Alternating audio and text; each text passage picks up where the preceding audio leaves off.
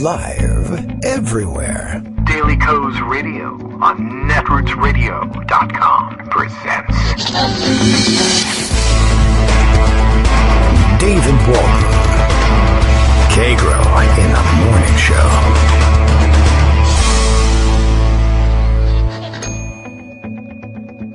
Now, here's David Waldman. Hey, good morning, everybody. How you doing? It is Tuesday, June 16th, 2020. Time for yet another show, and good news about the health and safety of all of us here in the United States. As it turns out, the plague of poisonous milkshakes is, I think, going to disappear. One day, it's like a miracle, it will disappear. And it's already disappeared. I didn't even get to bring you this fantastic bit of news before it had already disappeared. I had a feeling it would end up this way, though, so I had teed it up for the morning. Not going to be a major topic of conversation, but in between shows yesterday, the New York City Police Department, I guess, I didn't even really bother to pick up an actual report on this thing because there weren't any until it was too late. Although I see ABC News this morning continues to run with this, even at this late hour in its misleading way. The story was that this time it wasn't a candle being mistaken for an improvised explosive device. It wasn't allegations of cement milkshakes being thrown at police by protesters. Not even allegations of cement ice cream being smuggled into protest areas to be used as weapons. Not construction sites identified as clandestine weapons depots for Antifa, but that the New York City Police Department was being systematically and intentionally poisoned by employees at the local Shake Shack. Milkshakes allegedly purchased by members of the Force in Blue were apparently intentionally poisoned, sending their members to the hospital briefly, where I guess they got lollipops and were sent home.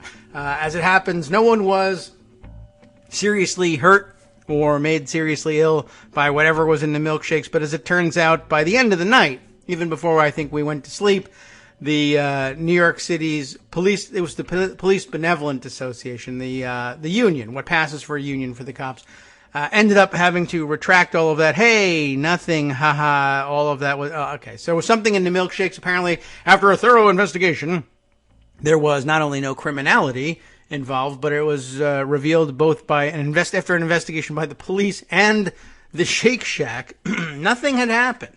And that apparently, I guess, according to some of the reports that I saw in passing, some cleaning chemicals had inadvertently made their way, I guess, in low dosage into the shakes purchased. I don't know whether they had cleaned the machine and not thoroughly rinsed the machine before making shakes. At any rate, the chemicals being used to keep everyone safe and healthy, so that Shake Shack can be open and serve members of the public and even members of the police force who apparently purchased their shakes. I say apparently because, cops sometimes forget to pay for some of the things that they get from local restaurants, and by mutual arrangement in some cases. Anyway, as it turns out, nobody put anything in the milkshakes. All inadvertent and something, but hey, let's destroy businesses and get employees fired because we're out here to serve and protect. So I'll just add that to the files along with the backwards B carved into the cheek, etc., etc. I've never seen such a paranoid group. Always constantly imagining that they're under attack, and we facilitate it by dressing them up as paramilitaries every day and telling them that they're under attack. And by the way, reinforcing the fact that they're, or at least their belief that they're under attack by fortifying the weapons holdings of the public at all times, because you can't, of course, pull back on any of that. That's also been very interesting. What is our problem in this country exactly? Police keep shooting people because they're afraid. They say that they are about to produce a what? Out of their waistband or wherever else in the glove compartment of their cars. Cops constantly afraid of being shot despite the bulletproof vests. Who can blame them? There are more guns than people in the country, and it's difficult to imagine that one of them might not be produced at any time, particularly if they tell you every day and train you. such that you come to believe that anybody who makes any sort of movement other than falling to the ground after being beaten by your baton is reaching for a gun. And even then, they might be reaching for a gun. So there we go. Luckily, again, the poisonous milkshakes disappear, and we'll never hear anything more about them, I guess, until the next time. I don't know. It seems to me like they're in more danger from milkshakes and ice cream products than anything else in the country. But anyway, as some have observed on Twitter, that has gotten considerably more attention than the fact that I believe we're up to like 3 young black men in the last week or two who have been found hanging from trees in public spaces. All have been ruled suicides because that's what people usually do these days when they want to kill themselves. We know about how easy it is to do with guns, but isn't it much easier to drive out of town and throw a rope over a tree and set it all up and hang yourself with no apparent method of scaling to that height in order to set the whole thing up? But anyway, we may have taken our eye off the ball on this thing. All right, plenty more to catch up with, and stories all over the place. We'll go in 1,000 different directions as usual. Twitter aflame with crazy stories. Pocket stuffed with crazy stories. Daily Kos front page bursting with crazy stories. As a matter of fact, I don't know, this one grabbed my attention because I'm here in Virginia. This morning's Elections Digest kicks off with the headline, Virginia GOP rising star could get kicked off the ballot for the second time in 2 years. That is an interesting story. Let's find out a little bit about this. I've seen the name around when I drive down occasionally. Well, back in the olden days before the pandemic, when we would drive down to visit the in-laws, I drove through what I guess is this guy's district because I've seen signs, yard signs, which is, we all know, is the most important barometer of what's going on in any country anywhere at any time, as so long as it's this one. Virginia State Delegate Nick Freitas, I guess is the pronunciation. It's similar to, another of my in-laws who spells it this way. I don't know whether this guy pronounces it this way. I hope they're not related in any way. Nick Freitas, Freitas. And let's swing the mic over to computer number 2 here so we can read this story where it's posted up. I just want to take a look at this short blurb here. Amazing, they begin in the morning Elections Digest. For the second year in a row, Republican delegate Nick Freitas has failed to turn in the required paperwork, they hate paperwork, to appear on the November ballot, throwing his campaign for Virginia's 7th congressional district into doubt. Is that right? Okay. I guess, okay, so he's screwed up his campaign for his promotion. I had read a little bit about his having screwed up something else earlier. Anyway, throwing his campaign for Virginia's 7th congressional district into doubt. According to reporter Brandon Jarvis, the first to break this story, Republican Bob Good, this is news from the 5th district as well. Bob Good, who has just knocked off the unbelievably named Representative Denver Riggleman as the GOP's convention in the 5th district on Saturday, has also botched the same filing. So apparently an incredibly difficult thing to do, filling out the paperwork for filing for the race. Name, probably address maybe, and what office are you running for? And I don't know whether the crayon is too big to get the name in on the blank space provided, or they used invisible ink, or what the problem was exactly. There's some links. We could check it out. The Virginia Republican Party has asked the state's Board of Elections to grant an extension of the filing deadline, which was June 9th. The GOP says that it should be postponed 2 weeks because Governor Ralph Northam postponed the state's primary, which would also have been held on June 9th, to June 23rd, but did not shift any of the associated deadlines. The board is set to meet on July 7th and could consider this request then. That's that would be going way out of its way, of course, to make up for their mistakes for them. But they might go ahead and do it. We'll have I guess we can check in on that story in a few weeks, just like we can check in on all the coronavirus stories in a few weeks and find out what happened there. I'm somewhat interested in how you fail to turn in that paperwork. Let me just kind of click through and, okay, it's just Twitter confirmation. Is this the paperwork, though?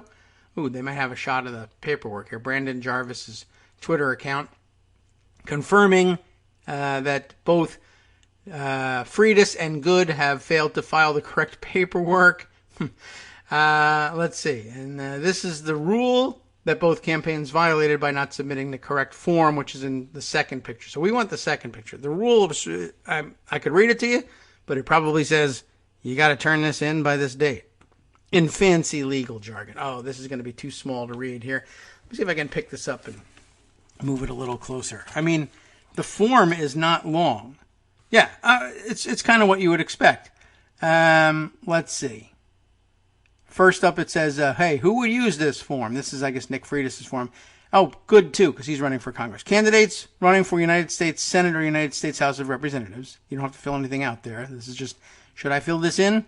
Yes. How to submit this form, where to mail it. So far, they haven't had to write anything. Let's see. You must fulfill, okay, then the requirements for running. Okay, so enter ballot name above. You would put down the name, provide the information that you want to appear on the ballot. What's your name? And you put it in there. Then you give an email address and then a campaign phone number. And then you say whether you're running for the Senate or the House of Representatives, and if the House of Representatives, which district. Then, let's see, pursuant to Virginia Code, blah, blah, blah, and the United States Constitution, you're basically saying, that's me, and I totally meet all of those requirements. I'm 30 years old if I'm running for the Senate, or 25 years old if I'm running for the House. I'm a resident within Virginia, citizen of the United States for at least the past 7 years, 9 years if you're running for Senate, interestingly. And then you sign it, and you date it. So far it's, what's your name? What's your email address, and what is the phone number of your campaign? Sign here, date it, and then you, that's it, really. Then you bring it to a notary, and a notary has to seal it, and that's tough, right? Maybe they're all closed for coronavirus, and that's it. And then the notary writes in what state and county they're in and what day they watched you sign it, and then they sign it, says they saw you sign it, and I guess you sign saying that he saw me sign the other part. I don't know why that... You have to sign it an awful lot. And then that's it. Then there's the second page is just notes on how to fill this thing out, which is amazing because, name. This would be where you put your name. Date. This is the date on which you put your name on the paper. So failure to fill that out seems like really basically a failure to do anything at all to indicate that you were interested in running for the seat. And maybe these guys just aren't cut out for this job. I don't know. Interesting. I always wonder about those things.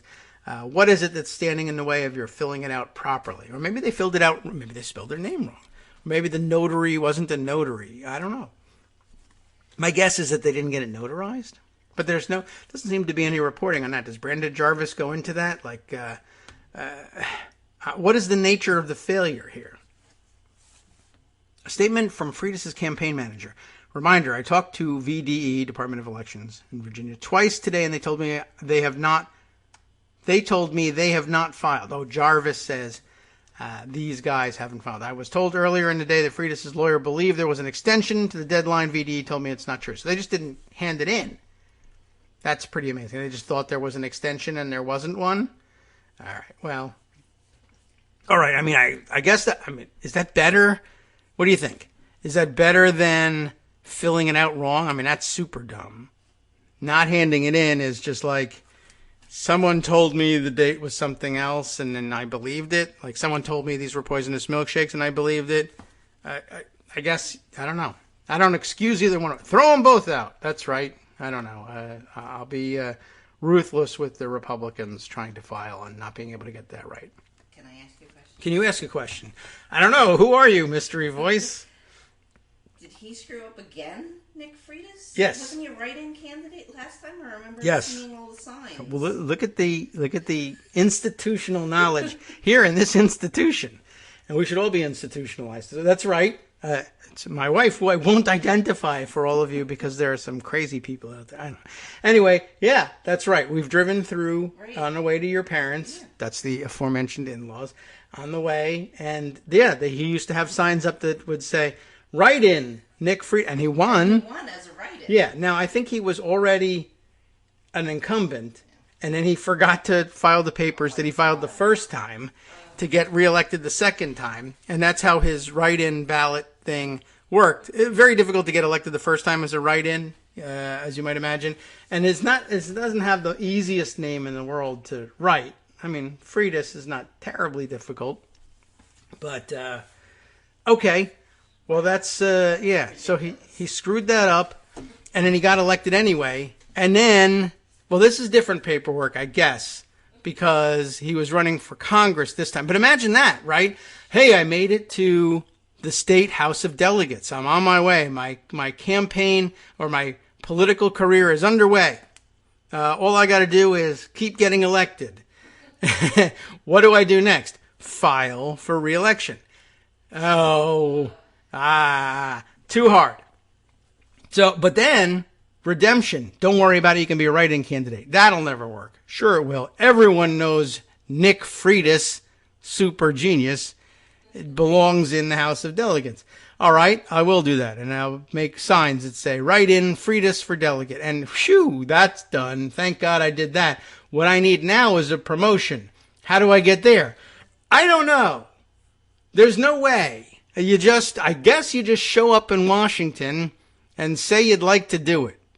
There can't be any process for this, right? Unlike it was for the House of Delegates, because there was no process for that either, as far as I was able to tell. They told me I had to turn in papers. I didn't.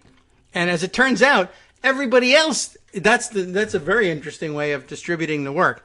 Instead of me, Nick Freitas, wasting my time filling out a piece of paper that has my name on it, I think everyone in this district should fill out a piece of paper with my name on it.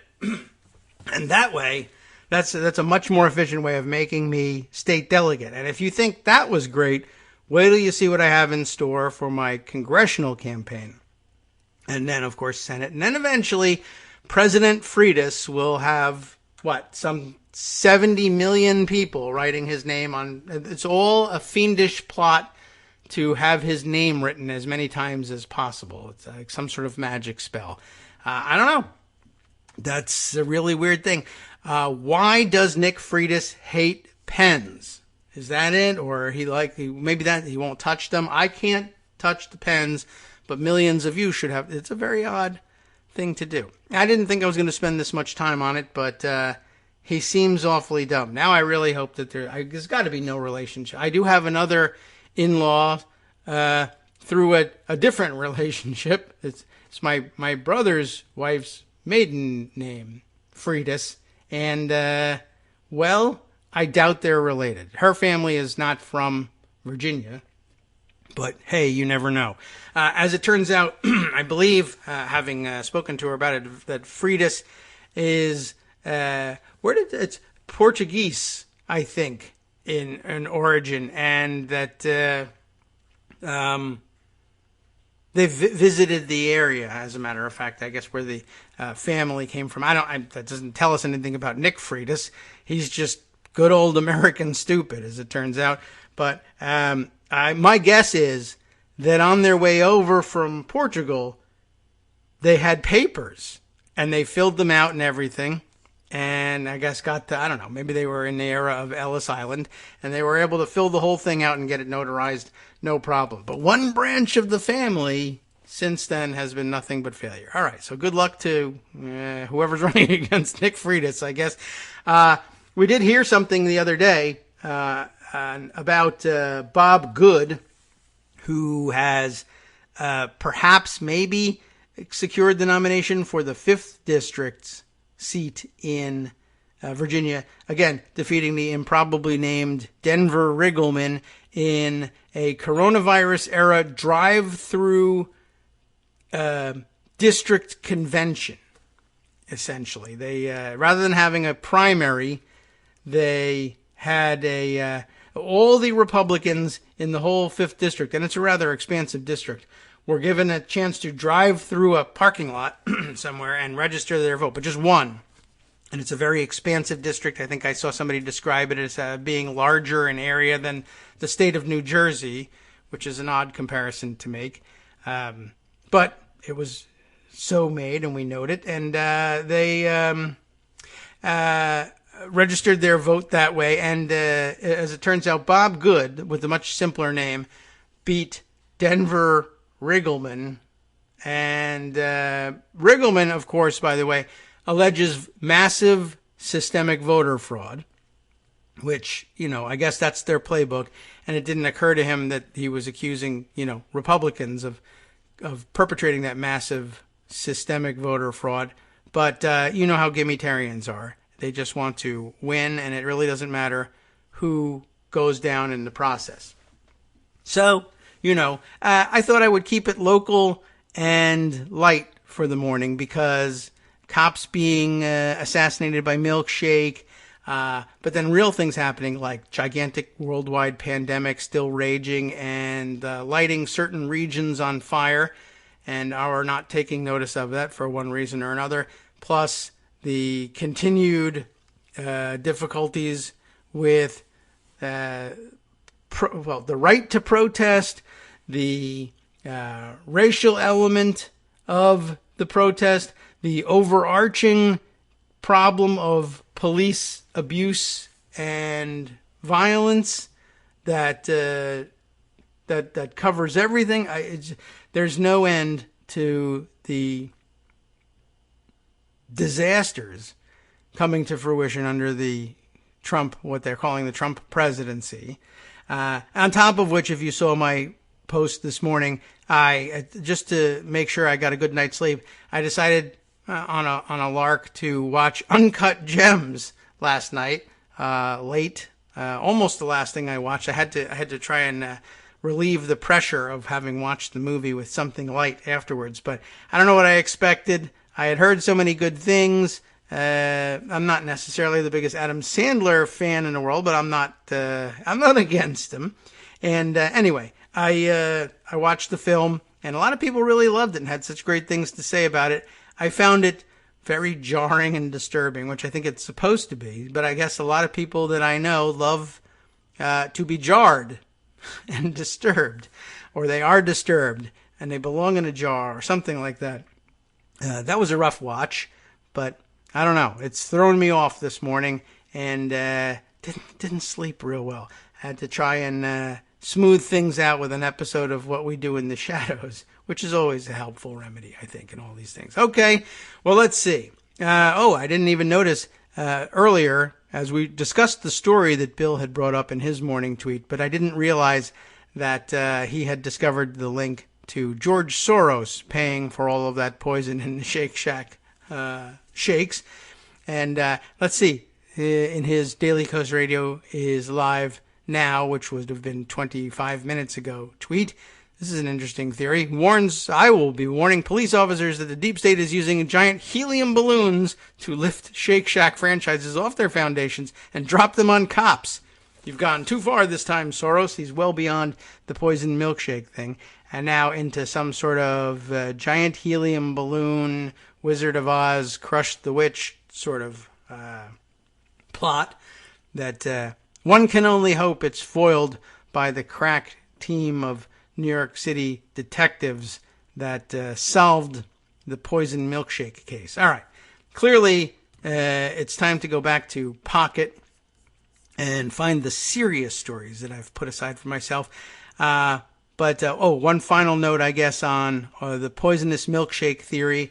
Apparently, Don Trump Jr. couldn't resist this fantastic storyline, but it's gotten so ridiculous that even Don Jr. had to delete his tweet on that. It's too dumb for the Trumps. So that's officially very, very serious, and you should look out for it. And please don't, I guess, believe New York City police detectives. That's an unfortunate side effect, because there's probably a lot of instances in which they are correctly foiling crime, and it's going to be difficult to hold people to account now because of their bad behavior. I wonder if they had given that any thought. Okay, coronavirus news, just to uplift you a little bit. Tangential coronavirus news brought to you by Politico, the home of tangential news.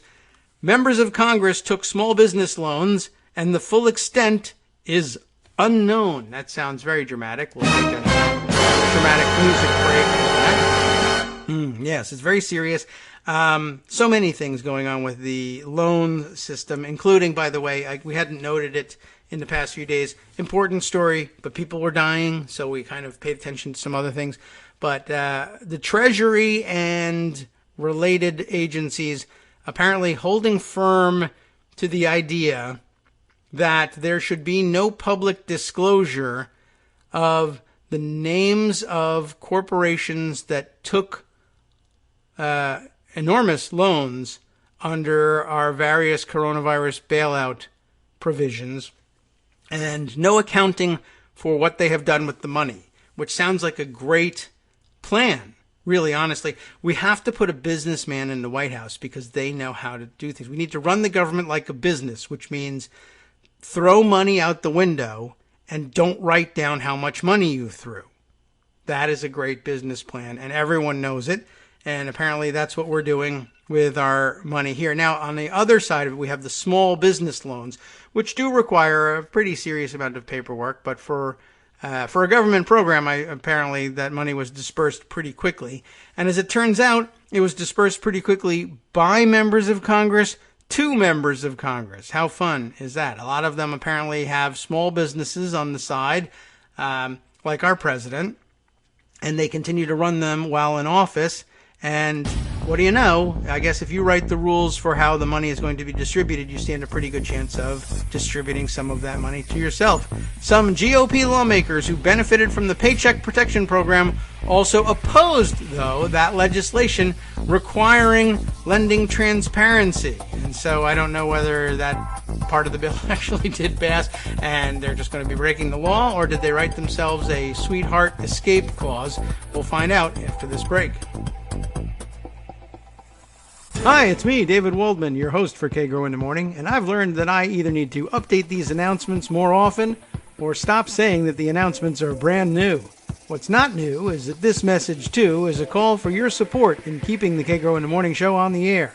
My thanks go out to all of you who do support the show through your donations. The stats say that Kagro in the Morning fans download our program about 2,000 times each weekday, but our donors make up only about 8% of our daily listeners. Patreon.com, Patreon.com, makes it simple to make easy, secure, recurring monthly contributions to support our show. Patreon.com/KagroX gets you straight to our donation page.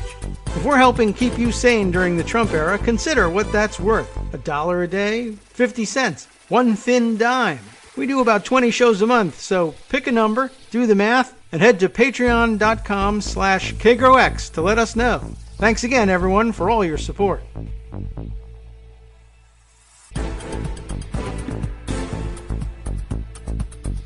Welcome back now to the Kagro in the Morning Show here on Networks Radio. I forgot to fill out the paperwork for this program, and so this is it. We're done. And that's the end of the show. Okay, I think I'll never get off this Nick Freitas topic.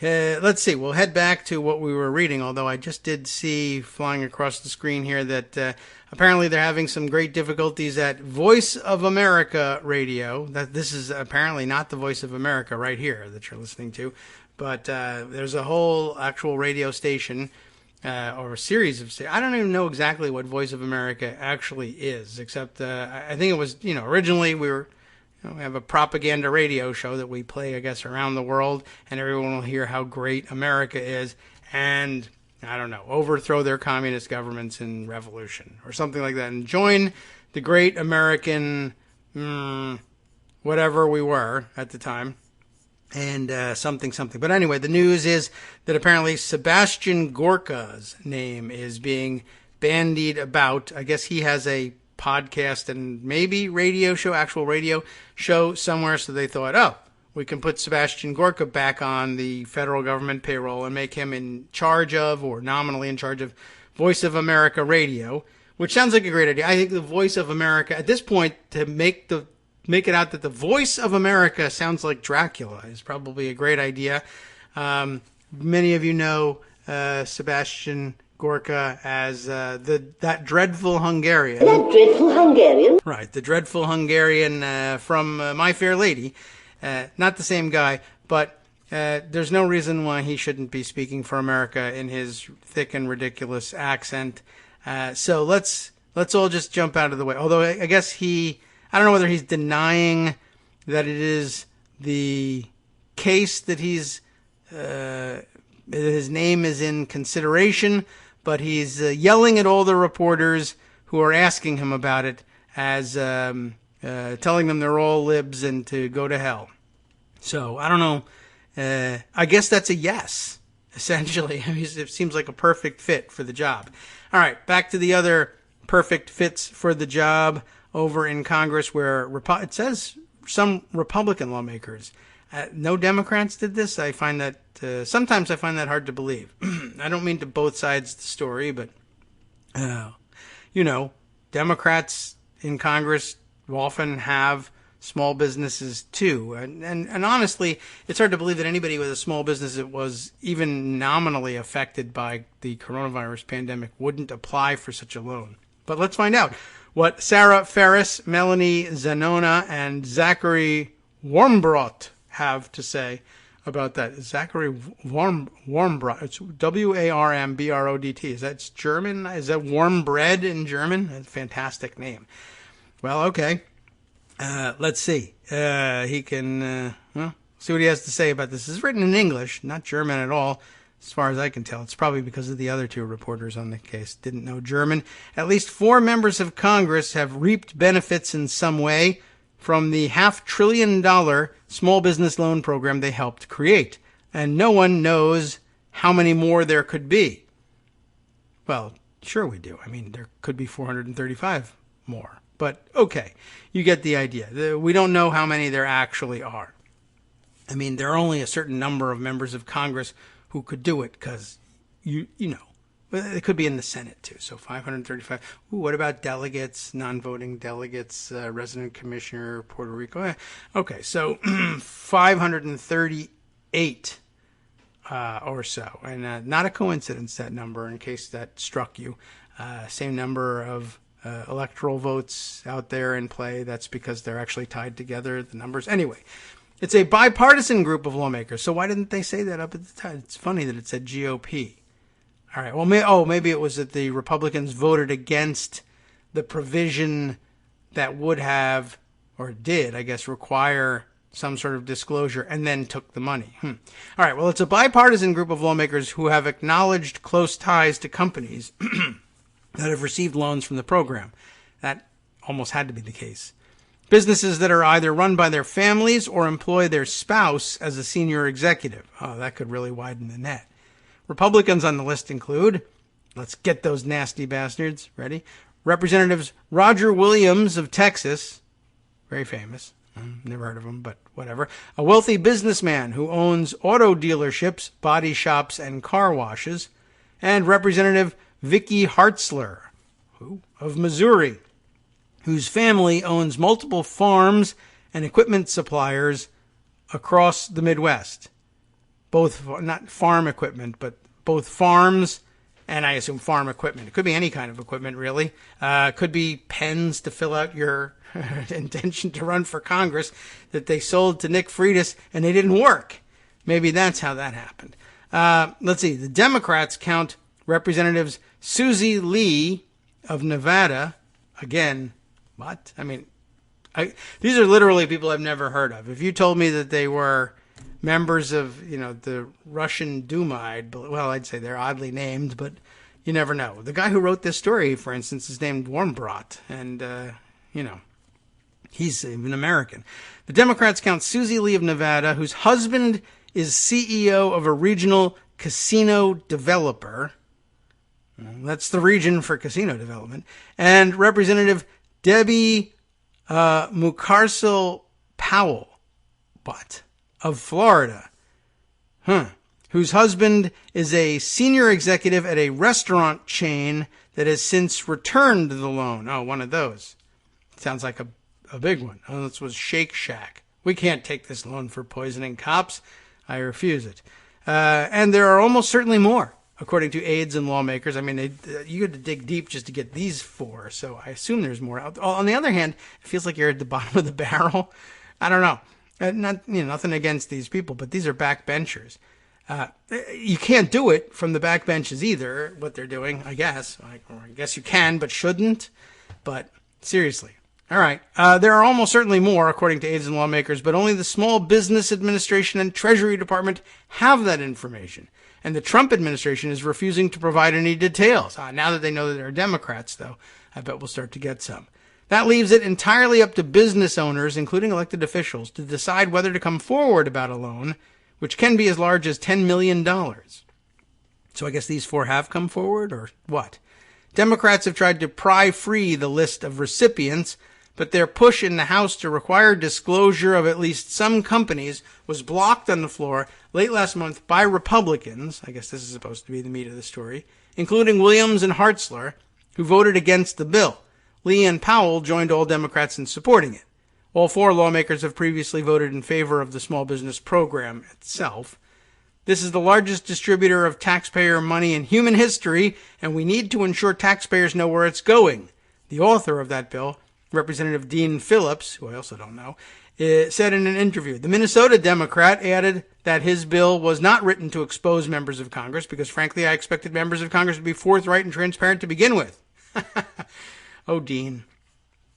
Each of the lawmakers who received PPP loans, either directly for their businesses or indirectly through a spouse, say the loans were acquired through proper channels and part of a desire to help keep Americans employed. I hope they did that. Spokespeople for Williams and Hartzler declined to say how much money was provided under the loans to the privately held companies lawmakers own. Full House reports, of which Lee's husband is Full House Resorts. That's the casino situation. Full House Resorts, of which Lee's husband is the president and CEO, received a $5.6 million loan, according to SEC filings. Fiesta Restaurants Group, which employs Muscarell Powell's husband, Muscarcell Powell's husband, as a senior executive, received $15 million before returning it in full. That's like, is that a less famous restaurant, or is it an ownership group? I'm just sort of curious. Fiesta, what's the name of it? Fiesta Restaurant Group. What do they own? I want some brand names that'll help us figure out. Is the name of it Fiesta? Because I don't know that. Oh, here's some subsidiaries: Pollo Tropical, Taco Cabana, and TC Management Incorporated, which I guess is Taco Cabana Management. And there's more subsidiaries. Tell me about it. Texas Taco Cabana. That's very different. TPAQ Holding Corporation. I don't know. Pollo Operations Incorporated. Cabana Beverages. TC Bevco. So it sounds like Pollo Tropical and Taco Cabana and related outlets. That is, they returned their loan, so you can be proud of yourself if you're eating at any of those establishments somehow. While it's not illegal for lawmakers to apply for or accept the money, it has raised new questions about lawmakers' potential conflicts of interest as they craft the next coronavirus rescue package, as well as the administration's fierce secrecy of the $670 billion program. The program already faced intense scrutiny over charges it was helping the well-connected after reports revealed that large corporations were among the first to be awarded loans, while the smallest businesses were stuck in line. Now it's being dogged by growing transparency complaints, with Treasury and SBA refusing to disclose recipients after officials initially said data would become public through FOIA requests. Politico has sought the information under FOIA, but I guess they don't have it. Both Democrats and Republicans have vowed there will be robust oversight of Congress's spending on coronavirus relief, including its signature loan program, but Treasury Secretary Steven Mnuchin has so far refused to disclose the recipients of those loans, though he indicated Monday he was planning talks with lawmakers seeking details on the loans. Among other steps, the administration should release the names of all PPP borrowers, a group of senior Democrats wrote in a letter to Mnuchin on Monday. Much of the scrutiny surrounding lawmakers taking PPP loans has centered on Williams, one of the wealthiest members of Congress. How'd you know? How do you like that? With a net worth of over $27 million in 2018. He received a PPP loan for an undisclosed amount for his Roger Williams Chrysler Dodge Jeep dealership in Weatherford, Texas. The same dealership employs his wife, according to his most recent financial disclosure form. If you're a multimillionaire taking taxpayer money in the middle of the biggest unemployment since the Great Depression, get ready to explain that decision to the American people, said Representative Katie Porter, who's always on the ball, and who we do know because she's a very outspoken member of Congress from California, who we've seen all over the place and done a great job making a name for herself. And she said this as she introduced her new transparency legislation last month and called out Williams by name in a news release. Williams was one of 146 Republicans to oppose Phillips's bill to require the SBA to disclose loans over $2 million. Another one of those Republicans was Hartzler, whose family also received money for multiple businesses. Aides to both Republicans said their respective loans were under $2 million in threshold that would have been required under this bill, but would provide no more details. We'll find out whether that's true eventually, and then whether or not we should poke them in the eye with a stick or something. I don't know what the penalty for all this is going to be. Let's see. Well, some back and forth among members in considering the bill. I think that this really does go on for some time. It's a very involved article, as it turns out, but something we should definitely keep our eye on, even if we do end up getting poked with a stick in the middle of it. And we haven't really discussed it very much, but a growing center of controversy over a coronavirus response, but it stands in line behind general dissatisfaction with coronavirus response. Like, we haven't done anything to protect people from contracting the disease. Not made much progress in learning how to treat people who get the disease. Working very hard, maybe sort of kind of on a vaccine, even though that will largely be undertaken by the same crowd of people who were foiled in their attempts to come up with a test originally. Nothing about coronavirus response from the federal level has been satisfactory, and that's why we have 2 million more cases than anybody else in the world. So, it's getting bad, and the numbers are climbing. I do note a certain slowdown in the numbers, though. That's been plain. Fewer people, thank God, fewer people finally, a lot fewer people dying day to day. But the numbers are mounting, and I guess I should make here on the radio program a point I made on Twitter over the weekend. Though the numbers are slowing down and we're no longer seeing 2,000 plus and flirting with 3,000 people dying daily of coronavirus, and the numbers are now well under 1,000 for the past couple of days, and it's remained relatively steady. So I'm hoping that it wasn't just weekend lag, because we got the numbers down to about 1,000 for a good couple weeks straight, which is still far too many, but is actually lower than 2,000 or 3,000.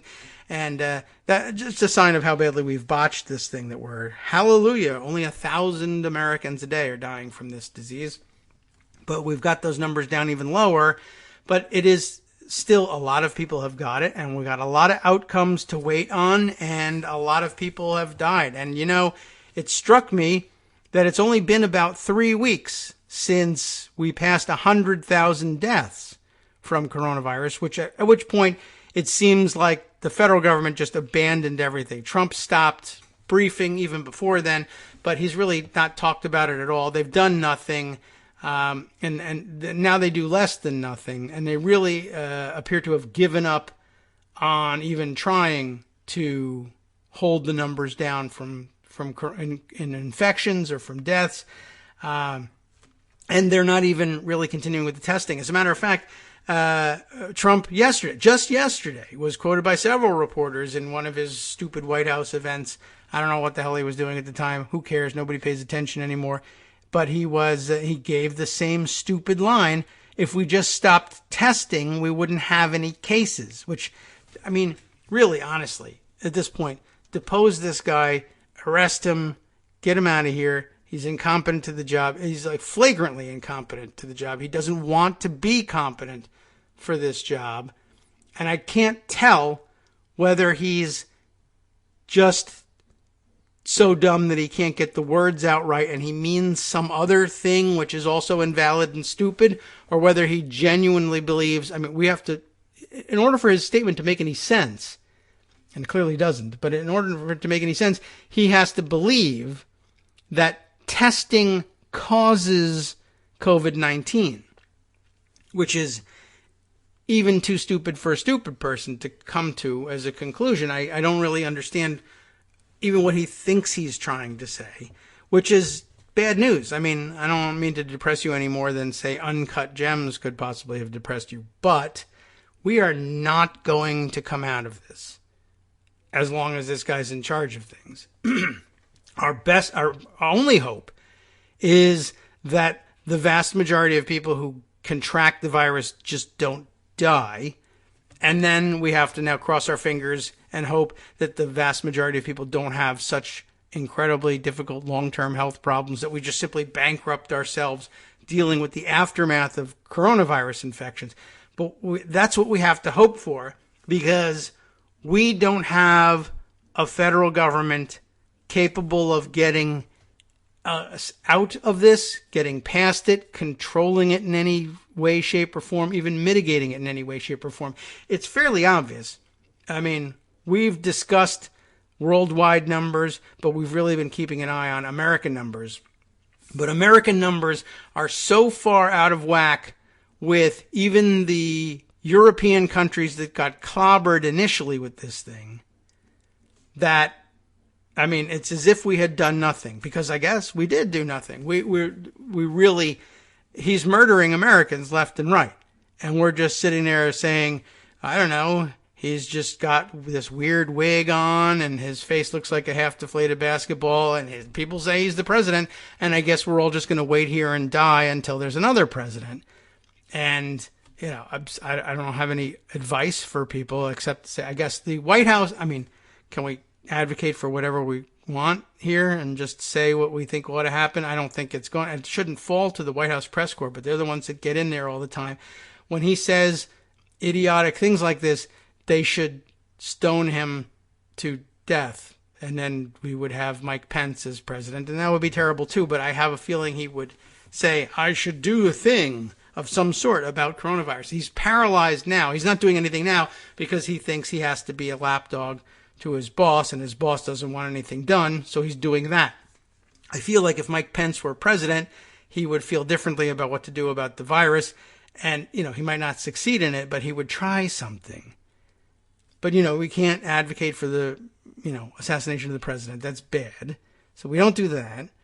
It shouldn't fall to the press corps. They're not going to do it anyway, because they would have to stone themselves as well, both sides, and then they'd attack themselves and they'd be dead, and then we wouldn't be able to write the report even, and we would never find out.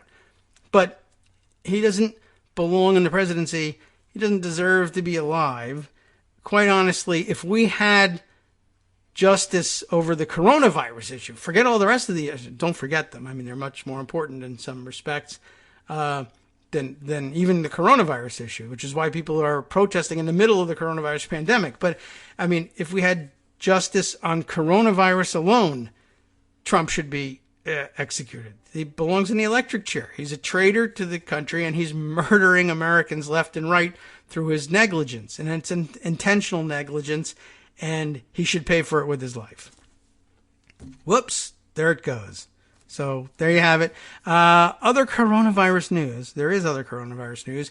Manu Raju reporting a couple of days ago for CNN on the House floor, talking to members, Republican members who were there to vote and make speeches and otherwise kibitz with others on the House floor, maskless. And he went around asking them all, how come you're not wearing masks? They all gave various excuses. Among that number was Republican Representative Tom Rice. Tom Rice, who told Manu Raju about masks, he said, the quote that he got from him, I do wear it sometimes on the floor. He was asked about asymptomatic spread, and he said, I make an effort to stay 6 feet away from folks in accordance with guidelines, and when I'm forced into a situation where I can't do that, like on a plane, I do wear a mask, which is, again, a half-assed digestion of the actual advice.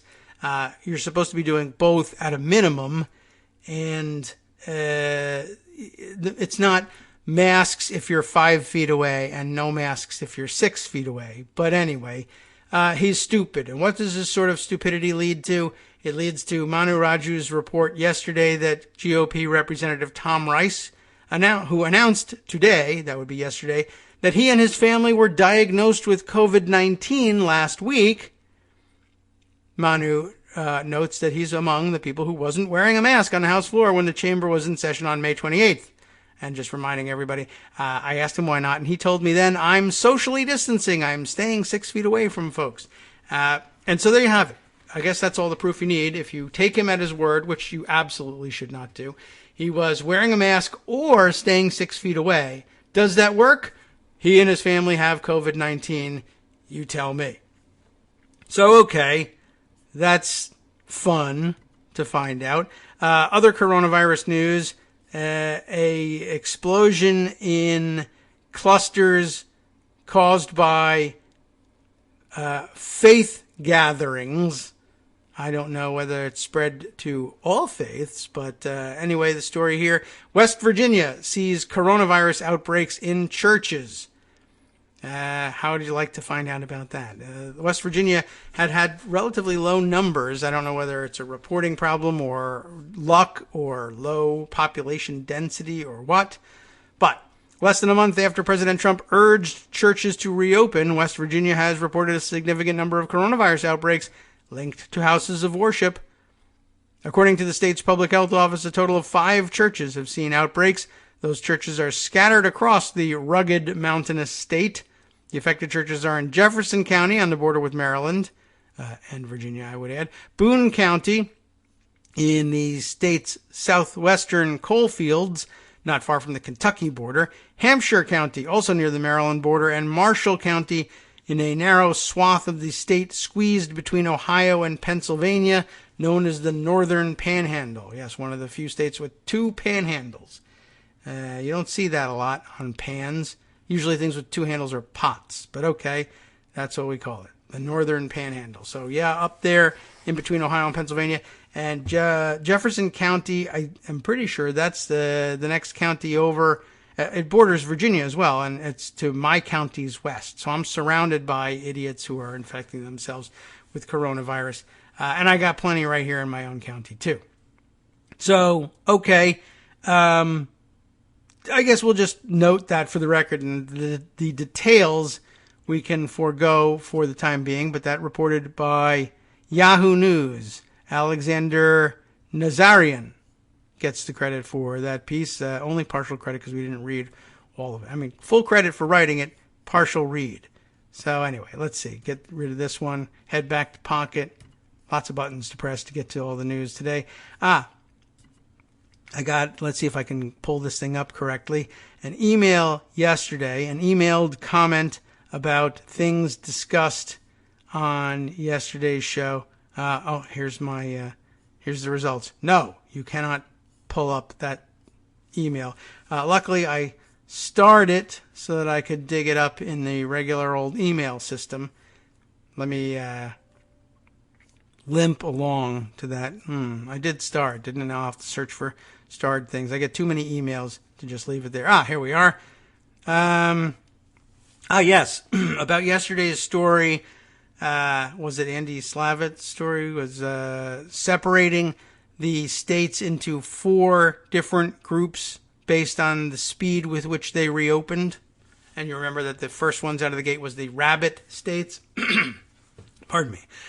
We have, and I neglected to ask whether or not our correspondent wished to be identified on the air by screen name or real name.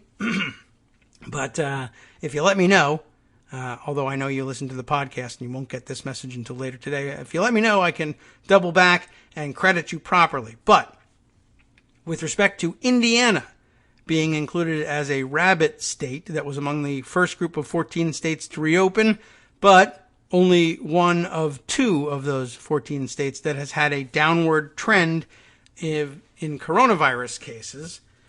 some news in that. And by the way, once again, Indiana, of course, I don't think Pence had anything to do with Indiana's response to coronavirus, and his only record in response to epidemics and medical emergencies has not been great. In fact, it's been terrible. But I don't know, somehow Indiana is responding to these things, and I feel like, anything would be better than Trump's response to coronavirus. Anyway, what's going on in Indiana? How did they get to be in the rabbit group but post a downward trend in coronavirus cases? Well, our correspondent notes for us that the state shut down its schools for the remainder of the school year, which would normally have ended in late May or early June, so it'd be done about now. And the major population center of Marion County, which is Indianapolis and its outer edges, has had a larger and longer lockdown than the rest of the state, which is, smart and a good way to approach things. True, they reopened early, but not entirely, it is noted. Officials were taking it more seriously and taking action more progressive than I expected. That in early April as well. And then he thanks me for my great work. Well, thank you for your great work, and thank you, I guess, to the officials in Indiana who realized that it would be smart and good for everyone if they actually took this pandemic seriously and have done their state credit, I suppose. So, good. I'm glad for the explanation because it was kind of left unsaid in the article, but thankfully we have people on the ground in these states who can tell us about what's going on and give us their solid theories about how the counterintuitive examples came to do what they did, came to be the examples they are. Okay, let's see. We'll move on after this to, I guess we've still got more coronavirus news. One thing we can perhaps squeeze in over the music, the FDA, as it turns out, has ended its emergency use of hydroxychloroquine for coronavirus. They gave an emergency dispensation to placate the stupid president who thought it would work. They found out it didn't work, and they have withdrawn it. The end.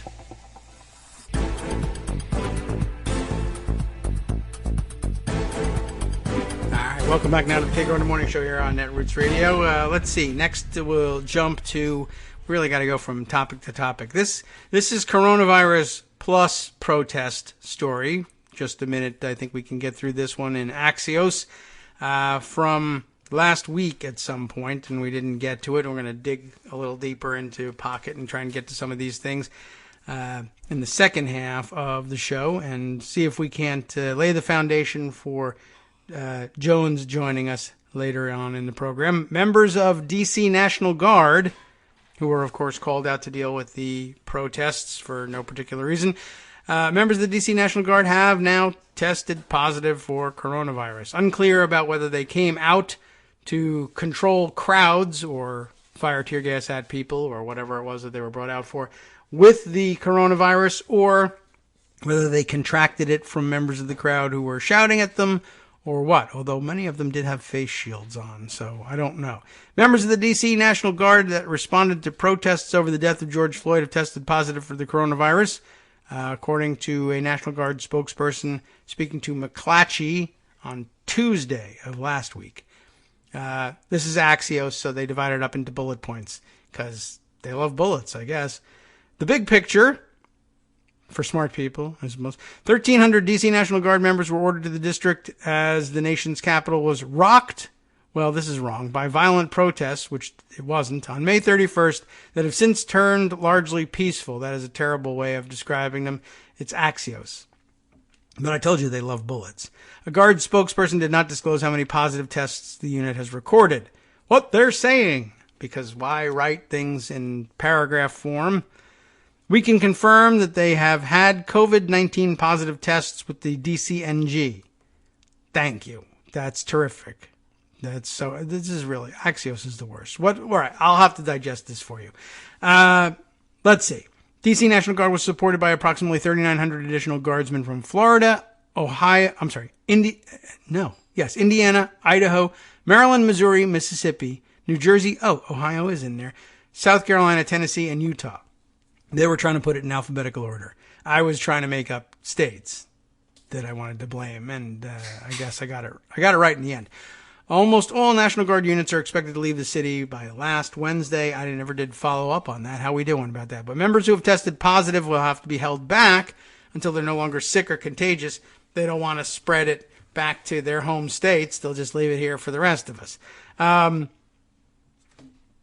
What does this tell you? Almost nothing. Thank you, Axios. All right, so members of the D.C. National Guard have coronavirus. Why? How? I don't know. Who? I don't know. How many? I don't know. What are they doing about it? They're nothing. They're staying where they are. Did they get it from protesters? We don't know. Did they give it to protesters? We don't know.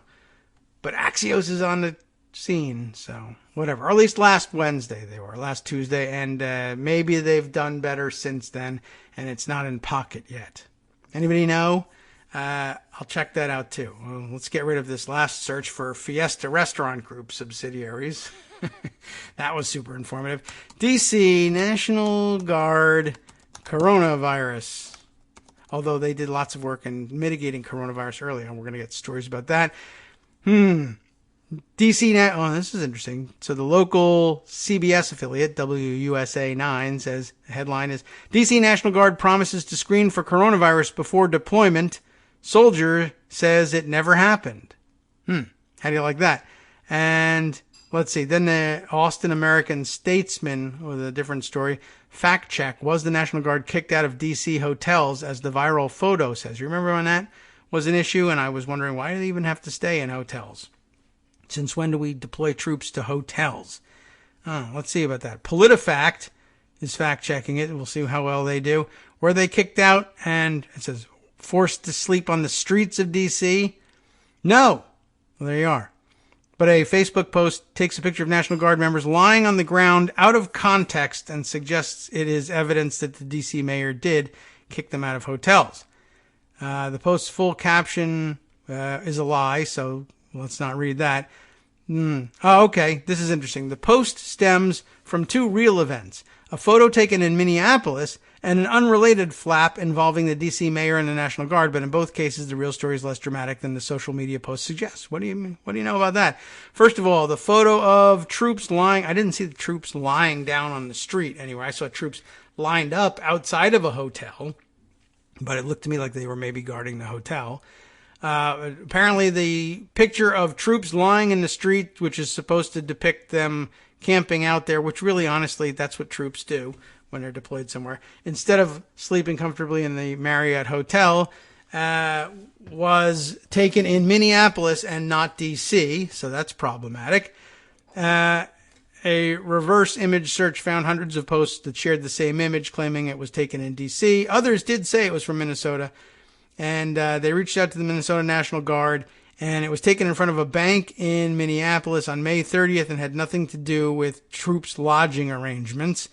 In Washington, thousands of National Guard troops from multiple states went to Washington in response to the protests.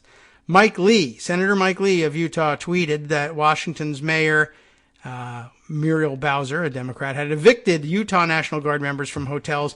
Bowser responded on Twitter acknowledging that the Utah National Guard troops were in D.C. hotels, but the D.C. residents cannot pay the troops' hotel bills. Reporters at WUSA 9 looked into the Twitter spat and reported that Bowser was referring to a contract the district had with Marriott Marquis Hotel, the Marriott Marquis. The district agreed to cover the accommodation costs of D.C. National Guard members who were activated for COVID-19 response. At a June 5th news conference, Bowser said the district did not intend nor would be able to evict any guardsmen from any hotel. She wanted it to be clear that the billing arrangements for any out-of-state troops would have to be covered by the military or by their home states. The Utah National Guard released a statement on June 5th about the situation and said that they were informed that their 200 members would be relocated from their hotel rooms and that the D.C. National Guard was working to resolve the matter. Hours later, an updated statement said that a different hotel had been identified and that the soldiers would be relocated. The ruling on whether it's true or not, the photos from Minneapolis and not Washington, so duh. And there's some truth to the hotel dispute in Washington, but the photo is miscaptioned and there's no evidence the mayor forced troops to sleep on the street. We rate this mostly false. It's really entirely false. And who did they think should pay for out-of-state troops to come for no reason and bother people in Washington, D.C.? I think these states, if you want to dispatch your troops, you got to pay to do that. You can't dispatch them to places and say, you pay. That doesn't make any sense, especially if they're not. Well, I suppose you can if they're requested, but they weren't. How did I even get on this? I guess we were looking at something entirely different a minute ago and got interested in that. Okay, let's see. We do need to update ourselves with this story as well. Asparagus Zucchini sending me the write-up for it. I had heard this overnight on Twitter. Maybe you did too. Police detained armed militia members after a man is shot at an Albuquerque protest, protesting yet another statue that doesn't belong anywhere in public. And as it turns out, some amateur militia, as they were calling themselves, showed up with all their guns. And guess what? One of them was fired, and somebody got shot by it. And it's not entirely clear whether it was who it was and whether it was intentional or what. But now video emerging that looks like it shows a guy who wasn't allegedly affiliated with the militia, showed up with a gun of his own, got himself into a fight, pulled the gun, shot somebody. And but by the way, I think the video will demonstrate for you pretty well that the idea of pulling a gun out of your waistband when you're in a fist fight and fixing things with it is, fantasy for the most part, even for semi-trained individuals. It was a pretty ugly, sloppy mess, and he's lucky he didn't shoot himself in this situation. But there you have it. Once again, the police showing up late to this thing. And I guess some interesting video of the militia members throwing down their weapons and laying down face down on the ground when the police showed up. So something, resistance to tyranny there. You got the idea? All right. And it's a weird story. Let's see. Other things that we haven't touched on, but that are worth some attention. Yeah, let's go even further afield here, just for fun to catch up on this story from NBC News. Got to cast our eye all over the map on this one. From beautiful letters to a dark nightmare. That sounds bad. How Trump's North Korea gamble went bust. Do you remember North Korea? And they were in love, and he was writing beautiful letters to Trump, etc., but you couldn't see them because of how beautiful they were or something. Now that the deal has collapsed, and I guess we're finally acknowledging it, some experts expect North Korea to do something provocative in the fall to punish Trump during the political campaign. And it also, of course, will be in the middle of a continuing pandemic. Just thought that would be fun to add to all of that. Ken Delanian, whose name we've called before, even without mistaking him for Kevin. North Korea officially declared an end Friday to its diplomatic dalliance with the U.S. So the beautiful letters are done. But experts say it's been clear for some time that President Donald Trump's bold but risky effort to sweet-talk Kim Jong-un into relinquishing his nuclear weapons never really went anywhere. So it wasn't bold. It was just dumb, and no one would stop him. 2 high-profile meetings with North Korea's leader brought Trump a hiatus from bellicose rhetoric and nuclear tests, but Kim never stopped building nuclear warheads. That was the idea, of course, and the missiles to deliver them, U.S. intelligence officials and private analysts say. What do you know? He pulled the wool over our president's baggy, pale, reverse raccoon eyes, puffy and useless as they are. Now, on the second anniversary of that first Trump-Kim summit, and maybe you have a challenge coin from that awesome summit in Singapore, North Korea is renouncing the diplomacy while promising to expand its weapons program, even as experts say it is ever closer to perfecting the long-range missile capable of reaching and destroying an American city. Trump, therefore, joins a long list of presidents who tried and failed to cut a deal to get rid of North Korean nuclear weapons, but the first one who met face-to-face with the leader of the outlaw regime, lending it a measure of legitimacy, which is what everybody said you shouldn't do. Trump at one point mused that he and Kim, quote, fell in love. He's so disgusting. And he showered praise on a dictator who is said by human rights groups to keep tens of thousands of political prisoners in vast gulags, including Otto Warmbier, who also has a German name. And I don't think he necessarily, there's no reason to believe that he would know Warmbrot, but that's pretty interesting. So 2 Germans with warm surnames in the same day. Who would have guessed it? Trump made a series of other concessions, including the unilateral cancellation of a joint U.S.-South Korean missile exercise.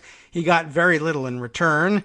In terms of the so-called goals of the summit, we made no progress in any of those things. That's pretty blunt. That's Victor Cha, former White House advisor to President George W. Bush, now senior advisor at the Center for Strategic and International Studies, and an NBC News contributor. And this was arguably the one piece of diplomacy into which Trump put all of his personal capital. Well, as you know, he doesn't have very much capital. If America benefited at all from the outreach, Cha said, it probably prevented Trump from stumbling into a war with North Korea. Before the diplomacy, North Korea successfully tested a missile in September of 2017 that experts said could deliver a nuclear warhead to the U.S. mainland. A few weeks later, Trump threatened North Korea with fire and fury like the world has never seen. He's never seen it because he's never seen anything, of course. He can't see it all. In March of 2018, Kim sent Trump a message asking to meet, and Trump agreed. What emerged from the Singapore summit was a vague agreement to work toward, quote, complete denuclearization of the Korean Peninsula. That phrase was not defined, and experts pointed out that the language was less explicit than a deal Kim's father, Kim Jong-il, agreed to in 2005 and subsequently violated. After the summit, Trump famously proclaimed on Twitter that Americans can, quote, sleep well at night, knowing that North Korea was prepared to give up its nuclear weapons and that there is no longer a nuclear threat from North Korea. With a lot of capitals in there that don't belong. None of that was true, said Bruce Klingner, there's an extra N in there, a former CIA analyst and North Korea watcher at the right-leaning Heritage Foundation. Wow, even the Heritage Foundation says not true. And what we've seen since then from leaked intelligence assessments and commercial satellite imagery is that they've expanded and improved production facilities for fissile material, missile production, mobile reentry vehicles, and launch vehicles. They've probably built 8 or more additional nuclear weapons. Pretty good. Wow, everything Trump touches turns to something. The White House did not respond to a request for comment. North Korea began souring on the negotiations last year after a second Kim-Trump summit in February ended without agreement, and sanctions relief did not materialize. In December of 2019, the North ominously promised a Christmas gift for the U.S. That threat did not appear to have been carried out, and earlier this year, Kim disappeared from view for weeks amid speculation about his health. Kim resurfaced last month, and on Friday his government made clear that any agreement with Trump was now null and void. Even a slim ray of optimism for peace and prosperity on the Korean Peninsula has faded away into a dark nightmare, the country's foreign minister, Ri Son-gwan, said in a statement marking the second anniversary of the Singapore summit. Given to hyperbole there. He calls the talks nothing but a foolish trick hatched to keep North Korea bound to dialogue and use it in favor of the political situation and the election in the U.S. That's true. Adding, never again will we provide the U.S. chief executive with another package to be used for achievements without receiving any returns. Nothing is more hypocritical than an empty promise, except possibly just Donald Trump himself. We can kind of call it off at this stage of the game. You get the idea. Nothing came of any of all of the big news releases. Once again, once the paperwork and the proof was demanded, it turned out that nothing had been accomplished, and there was never any hope that anything would be accomplished. So, bad news, generally speaking. Let's see. You may have seen over the past week or so a very interesting looking article that deserves a thorough reading, but I can't imagine that we'll have time to do it, but I thought I would recommend it to you. In The Guardian, Julian Borger writing a piece featuring Fiona Hill, remember her? And under the headline, a quote from her, "Trump thought I was a secretary." Fiona Hill on the president, Putin, and populism. our subheader here, give us a flavor for the story. She was the White House's top Russia expert, catapulted to fame by Trump's impeachment. She reflects on her journey from County Durham to Washington. So a bit of a backgrounder piece on Fiona Hill, and a very interesting one at that. And they do get around to the story where Trump thought she was a secretary. Apparently she was, I guess, probably the only woman in the room during a diplomatic phone call of some kind, and people taking notes and passing notes to one another about what the president was saying.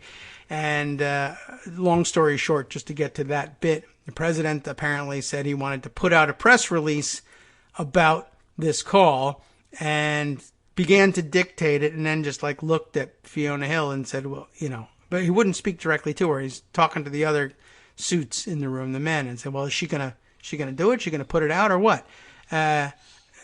Meaning put out the press release. You got to, I guess you got to explain these things when you're talking about Donald Trump, the only woman in the room, and he's asking about that. But he wanted to know why she wasn't jumping up and going to the press release machine or whatever it is they have in the White House and putting his statement out for the press. And the answer was, because I'm actually one of your deputy national security advisors or whatever, not your secretary. And maybe you could find one of those folks to help you out instead. Anyway, very interesting examination of her background, a nice personal story, helps fill things out to understand where she was coming from during the impeachment hearings and even now. All right, let's see. Other things to check in on. Let me scroll even further back. There's an awful lot of other interesting items that we didn't get to. Let's see. Definitely a couple of those. I'm going to ponder these out loud for all of you. Yes. One story, another one to keep an eye on that's sort of out on the periphery. Julie Brown at the Miami Herald with more information on the continuing, even though he's dead, Jeffrey Epstein story. This is sort of an interesting and intriguing headline. Maybe you'll want to look into this one. I don't know how much of this we'll actually read. The judge in the Jeffrey Epstein grand jury case has ties to those with a stake in the outcome. That sounds rather ominous and worrying. Let's see what's going on here. The Palm Beach judge who has thus far refused to release grand jury records in the Jeffrey Epstein case has both professional and family ties to 3 of the politicians who have a stake in keeping those records secret, the Miami Herald has learned. And just in time for that story, here comes Joan. Let's see, where is my... I will just answer it this way. Okay, for some reason, every once in a while, Skype doesn't like to actually pop up when the call comes through on the one computer where it matters. But now... well, everything that, all that aside, here's the things that really matter. Joan McCarter joining us this Tuesday morning. Good morning, Joan. How are you? Good morning, Kagro. I'm fine. Okay. How are you? I am, I'm as well as can be expected. I'm befuddled by everything that's happening. But it's a befuddling time. Yes, right. And no matter where I turn, and I've been casting my eye all over the place for all sorts of different stories, and nothing makes any particular sense, but... I guess that's not new. If things, naturally fell into place and made sense more often, we could probably do with less of these elections or whatever that we have every once in a while to decide who should help us fix our problems. But anyway, let's see. I was just skimming through an interesting looking story. I'm not uncertain where this one leads to or lands, but a report out of Miami that... lo and behold, the judge in Palm Beach County, Florida, whose job it is to decide whether or not the Jeffrey Epstein grand jury records will be released, and has so far kept them hidden from view, turns out to have personal and familial and political connections to 3 people who have a very great interest in keeping all those records secret. And we're only finding out about this now. I just thought that was interesting. Just another twist on, if you weren't, already upset about global pandemic that's killing everybody and a president who doesn't care about that or anything else, and also rampant police criminality. And what else can we add to this pile to make it even worse? It just never ends. However, It never ends. I'm sure you It have never something ends. fantastic and positive maybe to add to things. I don't know. What's going on in your end? No? Positive? Well, okay. Are you positive that you don't have anything? How about that? Well, Trump's going to sign a policing executive order Are you today. sure? Remember last week when he promised that he would solve bigotry and prejudice? Oh, I quotes? didn't realize that he was going to In solve no it time. with that. Okay, That good. he would do it very quickly and very easily. Oh, well, I He's know. doing that today. I Yeah. thought that was health care. Everything is going to be It's quick also and easy. racism. Yes. Oh, all right. Well, all the problems of our time are quick and easy. That's why we needed a businessman in the White House. Good. So he'll sign it, we think. Maybe. I mean, you don't think he's going to leave the Expected to room sign it. accidentally? It's going to be a lot more law and order, I think, than good. it All is right. Yeah, law. fixing Order racism too. and policing. Yeah, well, okay. So he'll Because sign a it's- thing. He lives in movies. Yeah. Well, if you just sign things, that ought to take care of it. He'll sign it, I guess, and then show it to us. This will be a picture He will of his show it to us, I'm sure. signature on paper that has words on it. I don't know if you want to talk about what it does or not. I mean, I you wrote know? about it, so Oh, yes. you can go Then see it there. yes. What it does is not a whole lot. All It's right. going to create a Par for the course. database that is voluntary Database. for police departments to use Yeah. that will track officers who use excessive force. Okay. But, We could here use you that. can have this grant if you participate in putting your officers' names in this database. Huh. So there's that. Okay. It just occurred to It me how they would use will that. create independent organizations to provide accreditation to police departments on de-escalation, use of force, and community engagement. So, you can have certification from an independent organization that you've done these things, which is, I guess, just a certificate. Okay. Like But you might get in for order Microsoft. to get that certification, your department has to ban chokeholds unless Oh, what? unless an officer is targeted by deadly force. I see. So, yeah. Right. So if And you we shout all that know out how while you're doing cops it. are so honest about when they're facing Right. deadly force being used against them. Stop So, using deadly force against me, they'll say as they choke you. yeah. Right. Stop resisting. It's not going to do really anything. One thing All right. that is perhaps helpful if it actually ends up happening is creating some programs to have more social workers working with cops and being present when they answer calls on dealing with homelessness or substance abuse or mental illness. Okay. That's a good thing. That's a nice addition. It would be better if they funded social work programs to respond to those issues and just left cops out of it entirely, Yes. which it doesn't do. No. It All right. sends them along with the cops while they'll, So ride-alongs. pretty much. By social workers. Well, yeah. That's a thing that you could write down on a piece of paper and sign. So you will. Sure, you get it notarized. Yeah. Oh, right. Yeah. Not like the other guy who did nothing. He should have Nick Freitas help him on his paperwork. The second for this thing. time. For the Yes. second time. This is pretty incredible. So, yeah. Who does that? His name is Nick Freitas. A Republican He does rising that. star. Yeah, right. Rising star. That's true. They do call him The that. bar is very low for Republicans, Right. as All as right. we know.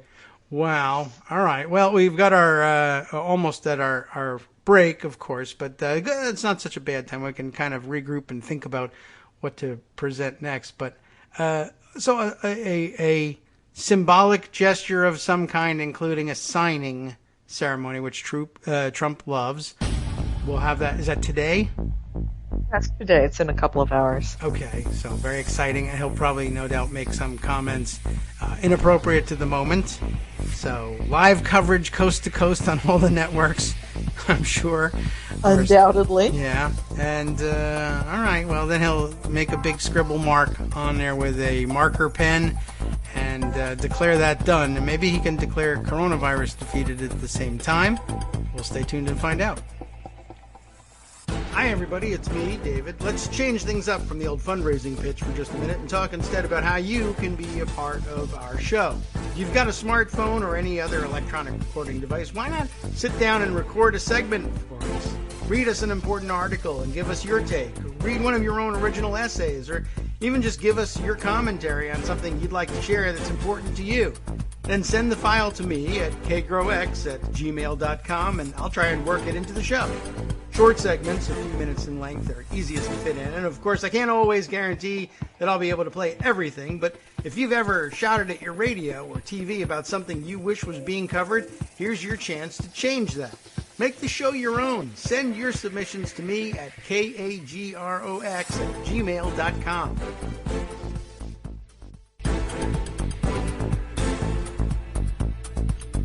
Welcome back now to the Kagro in the Morning Show here on Roots Radio. Still here with Joan McCarter, thankfully, because I've run out of things to say, pretty much.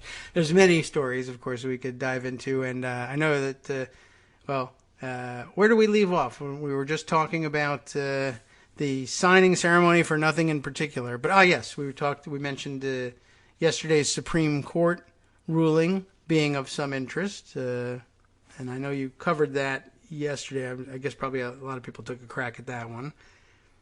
Yes, I covered it very shortly. I didn't have time to really dig in, hoping that I could leave that to the lawyers in the crowd, but our lawyers don't like to talk about or write about law very much. So, oh, really? It was a very straightforward ruling, though, from Gorsuch, which was the huge surprise. Yes, was that it was Gorsuch. Yeah, right. So I don't think that they've built any Gorsuch statues yet, but if they have, they'll have something to pull down, and they can participate in this whole fun experience. That was, that made real waves in Republican circles. Like, they're sure that evangelicals and people who invested so much and swallowed so much crap getting behind Trump for the judges, for the sake of getting their judges appointed to the Supreme Court and the federal bench, are going to be furious. Although I have not seen the backlash yet. I mean, it's going to take some time, I suppose. They have to go to church and find out what I've they seen say. the Ben Shapiro's and I haven't seen any, actual real Republican people who vote. Other than the Ben Shapiro's and the Federalist Societies. Right.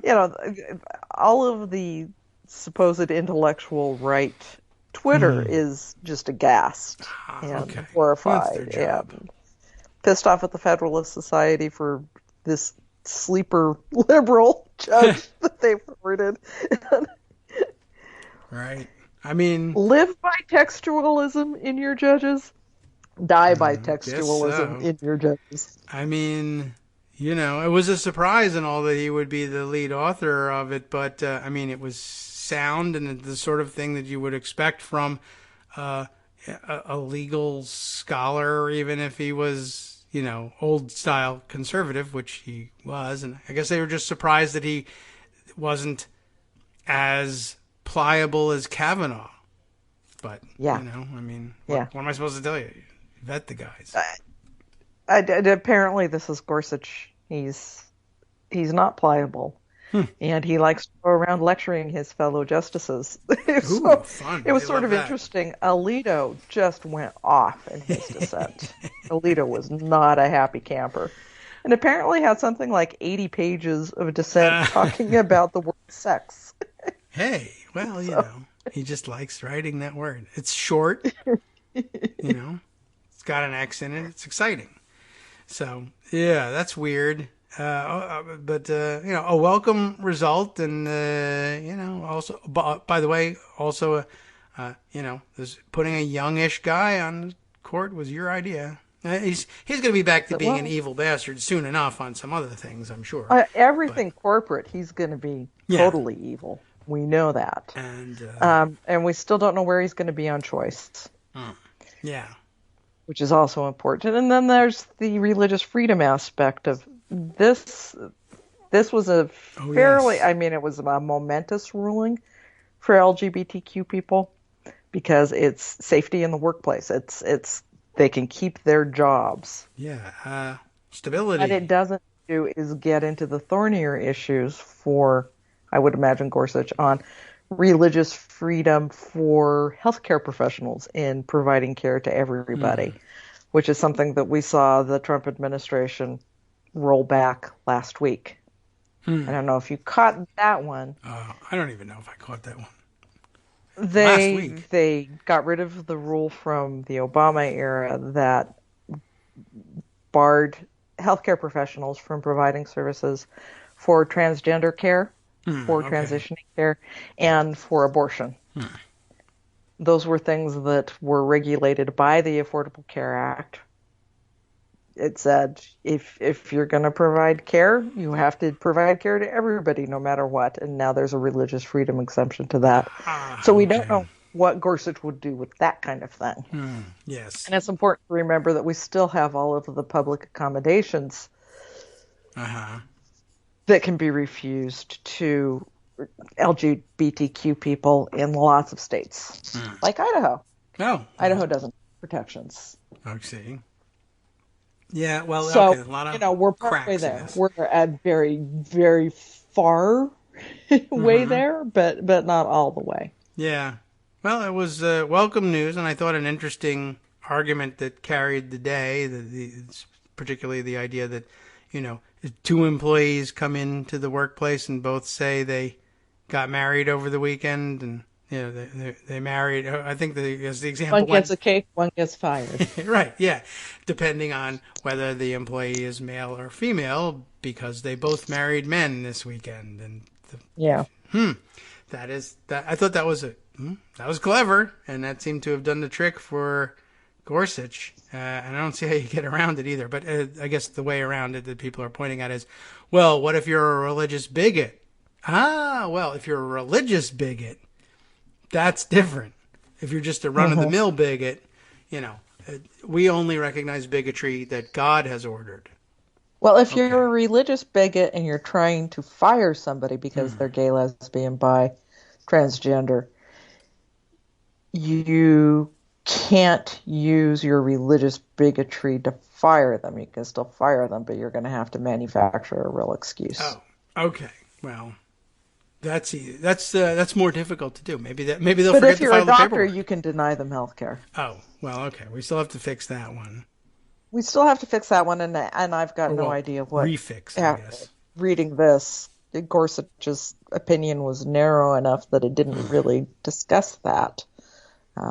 I don't know where he would come down on this issue. And I don't know if it'll get to the Supreme Court. Probably. Somebody will probably try. I don't know. I don't know what's going to happen with anything. If we get rid of Trump, if we get rid of the Senate, if we pass all these new laws, we're still going to have Republican states taking them to the Supreme Court. So yeah, interesting. I wish there was a way for us to. Go on. I'm sorry. As of this week, we're going to have a D.C. circuit that's one horrible judge larger, thanks to Mitch McConnell and his favorite Kentucky boy, Justin Walker. And he is a boy at that. Is another of these youngsters. He's a youngster, friend of the family. Nice. McConnell's quote on this, he's just trolling us again. I look forward to continuing to detail our Kentucky pride for Judge Walker as the week unfolds. And I'll take great pride in voting to advance his nomination and to confirm him. Okay. This is the guy who's been a judge for half a second. Yeah. Well. Thanks to McConnell. He clerked for Kavanaugh. Interned for McConnell back in the day. He's the guy that McConnell got onto the bench, the federal bench in Kentucky, and went back to have the party for Oh, back in March before voting, delaying the first vote on a COVID-19 relief yes. bill Now I remember. so that he could have this party. So this is that guy. Wow. So he was during the coronavirus pandemic, went to his party for his installation on the federal district court. Yeah. And before we're done with the pandemic, is elevating him to the D.C. Circuit Court. You did say that he was judged for half a second. You really meant that. Holy cow. Yeah. That's Yeah. well. That's very transparent. I mean, it's always sort of been the plan, and the D.C. Circuit, of course, has always been considered a feeder court, both for clerks and justices of the Supreme Court. So, I mean, you put people on the D.C. Circuit Court that you intend one day to Republicans do things this way, that you intend to elevate to the Supreme Court. Sometimes it happens among Democrats, but it's not quite as obvious a program. And I don't think anything could make it clearer than to put him on the federal district court in Kentucky. And I mean, were the courts open even during the pandemic? I don't know if I don't know how many cases he may have sat on. He couldn't have. I mean, I think the courts probably were closed. Well, he was officially confirmed in October, but still. Okay. Yeah, but they had a party for him in what? March, did you say? All right. So, all right. Then the courts were closed. Maybe pre-party. Maybe a few cases came before him. They would have been his first. He had absolutely no courtroom experience at all. But he was a great intern. Imagine being such a good intern. That's why you should intern for be your a judge on the second senators, highest court in the land. Yeah, like I need you to make me copies of this. I need 5 copies, and then 5 copies appear on my desk. You should be on the second highest court in the land, son. And I think I can make it happen. Maybe before lunch, possibly. How about we nominate you to the federal bench for breakfast and then the D.C. Circuit for lunch? Wow. And then, of course, in trying to encourage resignations by the old people who are like at least 50 or something, who are Republicans in federal judicial seats that they can replace also. Is there a minimum age for judges in the Constitution? I don't know. I believe there is not. I don't know if they ever got around to that one. So really, I don't think they did. It could just be anybody. Like Ivanka has kids, right? So federal judges, why not? So yeah, this is their big project: is getting all of the old guys to quit. Well, and you won't be surprised. I don't know if we talked about this or not. That. Which judge was it? Was it Walker? That they... my brain is very hazy. John Roberts decided he didn't want to look into the fact that McConnell and Graham are leaning on older members of the judiciary that were nominated by Republicans to leave their seats to make room for young guys that McConnell will put forward. Roberts decided he didn't want to look into that, and he's going to let that just go ahead and happen. Yeah, which really, I mean, I guess we don't discuss it in these terms, but that's essentially what Brett Kavanaugh is doing on the Supreme Court. Like, we have this guy, and we'd like to put him on the Supreme Court, and hey, Kennedy, isn't it time for you to retire? What? Yes. Bye. What? Where? Yeah. How old is he? I mean, Yeah. So, and then, of course, that's definitely what happened, and it's not something that John Roberts wants to look into. No, because then he'd have to look at the Kennedy case, and who knows what they'd find out there. Still lots of suspicion about that particular, his resignation in particular, and not unconnected to lingering suspicions of Kavanaugh's financial situation, etc. But, okay. It was all a little bit hinky. Yeah. Yeah. Well, at least he's enjoying his retirement, presumably. We don't hear much about what Kennedy's doing in retirement. No, we don't. Well, enjoying it is the answer, I guess. Unless he's locked in the basement. Yeah. Oh, and by the way, Kavanaugh wrote his own dissent. He didn't want to agree, apparently, with all of Alito's vitriol against his new colleague Gorsuch. I can see him. Do I have to read this to concur with it? Yes. Then I will concur separately. Hold on. So he wrote his own, Dissent. in which he said that the movement should take great pride in having made this achievement, but they're wrong and they should be fired. So, you know. Well, all right. What? Yay, Susan Collins, for giving us that guy. Well, she's probably deeply troubled by it. Do you know? Has she said? No, she has not said. Oh, that's how deeply troubled she is. So However, deeply she troubled was won't say deeply it. troubled last week when the Trump administration said transgender people couldn't get health care. Well, then, okay. That covers it. As long as she said it, yeah, they'll press her to renew her deep concern probably at some point this week. She may even do it. But I guess if she doesn't, then I don't know. I don't know what that means. She's giving up or she agrees. I don't know. I mean, she agrees anyway. She's obviously supporting these guys regardless. So, okay. Luckily, we may be done with her shortly as well. Cross your fingers and work hard. Let's try it. Okay. If you're in Maine, then you're in Maine, we need you to finally do something about this, Bill. Right. So get on it. Get the squirrels trained up and make sure that they do their part too if they're eligible. I don't know how old the squirrels are, but the older of them can, I think, register to vote. Make sure you can still vote properly if you have your fingers crossed. Otherwise, you get a brief exemption. Uncross them, press the button, fill in the box, cross them back again. All right.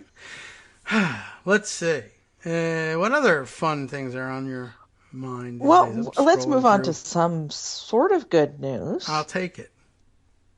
The Guardian reporting, or the BBC? Anyway, this is out of Great Britain.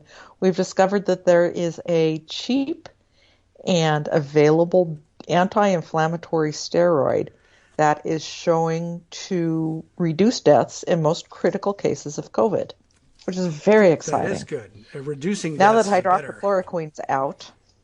Because that was increasing them. Yes. Yeah. So there's this cheap steroid that's been around forever that they've discovered actually really does help for people who are in critical phase of treatment. If they're on ventilators, etc., this really does help. Okay. And it makes sense. It's used for treating allergies, asthma, rheumatoid arthritis, and anything with inflammation. And okay. Apparently, it's very useful. So we got that. All right. I'll mark that one. It's not a cure, but we've got a treatment. Dexamethasone, it looks like. Yeah. Okay, that's all right. So that makes some sense since they discover more things about the disease every day and all the weird ways in which it affects you. And a lot of people have been, a lot of the most severe damage is, I guess, done by swelling related to the infection. So it makes some sense, I guess, that the steroids would help. Great. Mm-hmm. Okay, that sounds good. And we've got that story on a little soon. Yeah. Will we be buying millions of doses of that too, or are they giving up now in the United States? From Mark, okay, our expert. Yeah. All right. So Mark's piece is up here. I see it now. Yeah. Anti-inflammatory steroid proves effective in reducing deaths in most critical cases of COVID-19. Very exciting news. Yes. I feel like I'm not giving it enough. Those people who are, going to be at the Republican convention in Florida. Oh, yeah. In Oklahoma, in Tulsa, Saturday. Yeah. Maybe that's it. Big, well, I don't know how packed in they're going to be.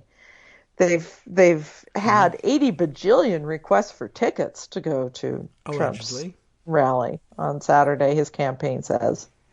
Yeah. Actually, not 80 bajillion. It was over 1 million, supposedly. Yes, which is as it turns out, it's fewer than the number of Republicans registered in Oklahoma, but I guess you can get Republicans anywhere these days.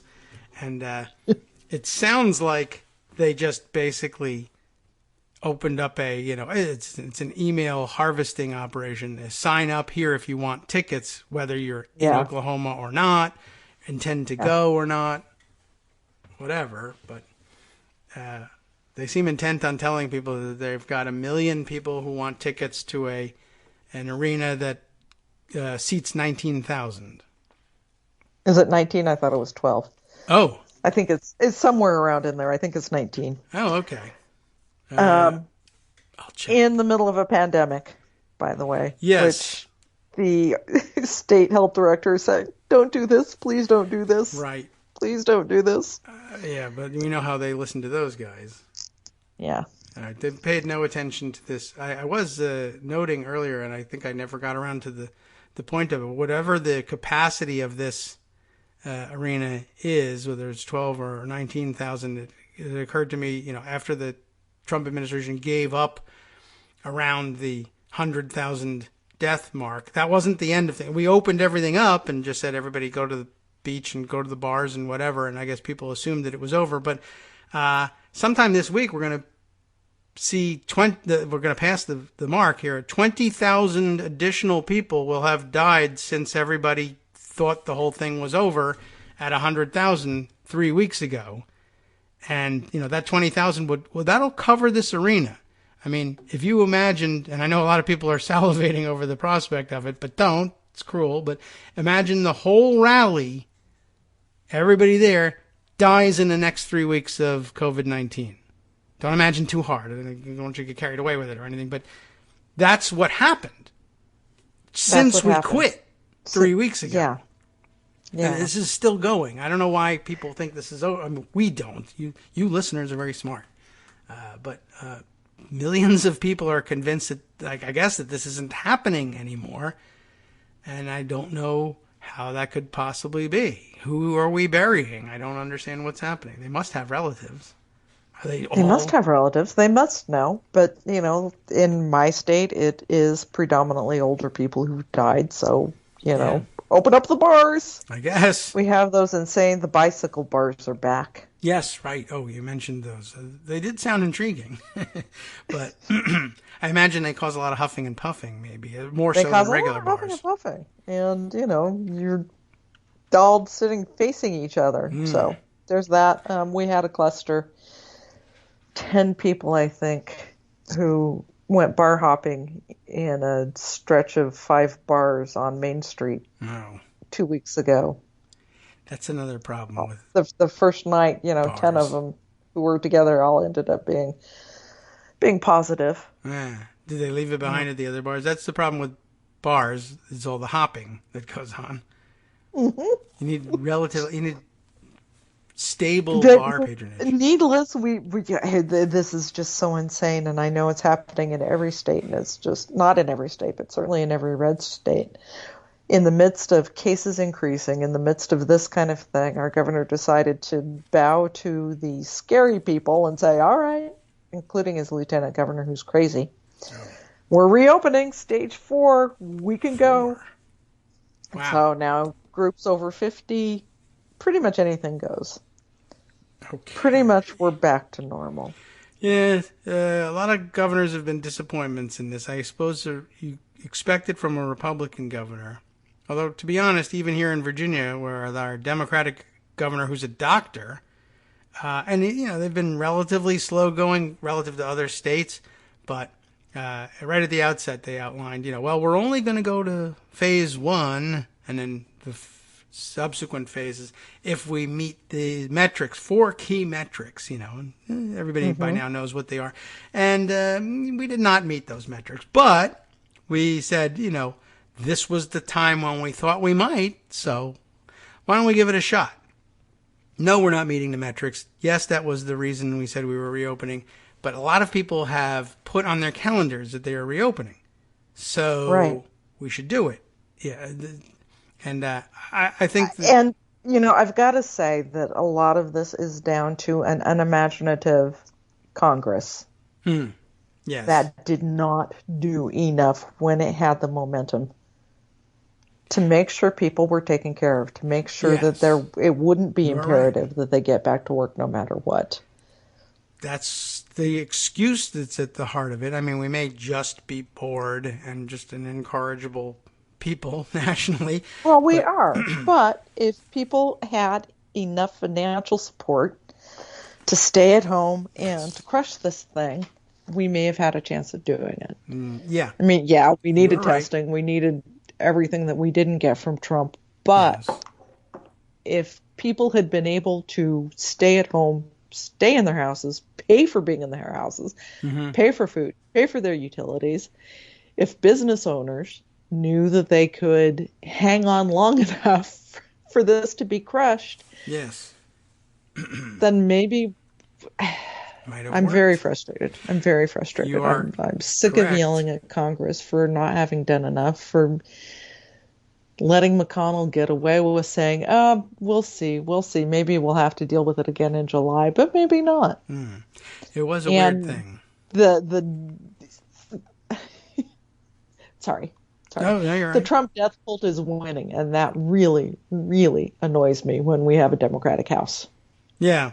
Well, it should, and you're correct in being upset about it. It is, and they understood the problem. Even the Republicans understood the problem. It was their complaint was that, well, if you pay people to stay home, then they'll just stay home. Oh, yeah, that is a good idea. Maybe since we want people to stay home, if we paid them to stay home, like you said, they would stay home, then we should pay them to stay home. At which point the Republicans said, no, we shouldn't do that. I meant that's bad. We want people to go out and get back to work because reasons. If they don't go back to work, how can we all afford to stay home? Well, the pay part that you were just saying, where we pay you to stay home so that you can afford it. Did I say that? I didn't mean to say that. We can't afford to do that. We can only pay corporations to stay home, I guess. And even Secretly. then, right. And even then, don't let them stay home. I don't know. I mean, the money's being spent regardless. And if everybody were getting it, then it wouldn't matter that much whether or not the businesses were open. I mean, honestly, if you have money landing in your bank account that's sufficient to meet your needs on a temporary basis, anyway, what does it matter whether they're making Dr. Pepper or not at this moment? Right. You know? Well, unless you absolutely have to have Dr. Pepper. But yes, I guess you're right. so. But that could be an essential business. But yeah, I don't know how they couldn't figure this out, but it goes against their training, I guess. And it several was Democrats also as the well. key to getting out of this recession, because we are now in a recession. It was the key to getting out of it quickly. Yeah. When we Other finally countries are had the doing it. virus contained, which we would have done had everybody been staying home and being able to afford to stay at home, then once things did reopen, people would be able to get out and spend again. Yes. And they wouldn't be Spend all the money they fearful got. of going to restaurants or going to stores. Yeah, but as you know, that's impossible. And the proof is that the rest of the world did it. So, Right. that can't really be done. It's an interesting parallel, right? Like I'm sure we all had difficulty trying to imagine what that would really be like, because you know what we're used to and you know what our system is, and everybody's go. Everyone loves to, we all love to work apparently, and we take pride in all of that. And there's some truth to all of that, and we don't know any other way. But then we saw it done and still refused to do it. And it reminds me a little bit, I guess, of our policing situation. How would we have safety if we change the way we pay for police? Well, maybe somebody else has done something about that. They have. Let's try that model. No, the only models we can adopt is forest raking. That's the only thing that's legitimate for us to borrow from the rest of the world. I don't know. Yeah, it's about that time we're going to have to get out with our rakes. It's fire season. Yes, right. Good to know. Fire season for you and hurricane season for us. And what a fantastic time. We're all supposed to stay home, and it's evacuation season again. Oh, and earthquakes. Oh, right. Yes. Well, you're constantly having earthquakes, as it turns out. We are. Any more since last time? Yeah. Oh, that I was supposed to be a no. I felt certain that was going to be no, nothing else. Well, that's bad. How That's just are Idaho. you doing? Idaho Okay, so- cracked open. You know, Okay. not going to be really awesome. Nothing serious, just little tremblers, anything falling off the shelves? What big enough to set stuff awry? Yeah. Okay, Yeah. car alarms, whatever. Well, okay. I would say I don't know how to tell you to stay safe from earthquakes, but Yeah. talk to the earth, Second cover. see what you can Second do. Okay, right. There are procedures, so we'll go over those next week, perhaps, unless the earthquakes stop between now and then. I sure hope they do. Thanks, Joan. That would be done. You're I welcome. Talk to you appreciate next week. learning about all of the aspects of life in Idaho, and we'll talk to you again. Take care. Time now for us to turn over the microphones to Justice Putnam, of From course. Daily Co's Radio And I'll tell you about on what's coming up networksradio.com. You have been listening to the Kagro in the Morning Show. With David Waldman. That's right. And next you can listen to the Justice Putnam Show, actually the West Coast Cookbook and Speakeasy, of course. What's he got on tap? Well, let's see. We're checking in on Totally Lawless Bill Barr. That's always a good investigation. And, some more prying into members of Congress taking away that money for the coronavirus funds.